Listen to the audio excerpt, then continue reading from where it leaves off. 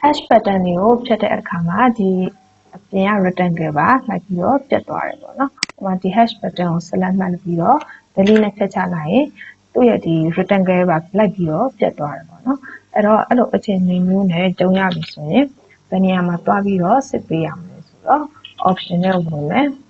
။ဝင်သွားပြီဆိုရင် selection အောက်ကိုတွားမယ်။ပြီးသွားရင်ဒီနေရာမှာ associated hash ကိုအမှန်ကြီးဖြုတ်ထားပေးရမယ်ပေါ့နော်။ဒီနေရာမှာအမှန်ကြီးဖြုတ်ထားပေးမယ်။ပြီး apply okay နဲ့ထွက်မယ်။ပြီးရင်ဒီ hash pattern ကို select မှတ်ပြီးတော့ delete နဲ့တင်ထည့်ကြည့်လိုက်မယ်။ဒါဆိုရင်အပြင်က object ကကျန်ခဲ့မယ်ပေါ့နော်။အဲ့တော့ကို hash pattern တွေပဲဖြတ်ချင်တယ်ဒီအပြင်ကဆွဲထားတဲ့ဒီ object တွေကိုမပြတ်စေချင်ဘူးဆိုရင် option နဲ့ကဒီ associated hash ကိုအမှန်ကြီးဖြုတ်ထားပေးရမယ်နော်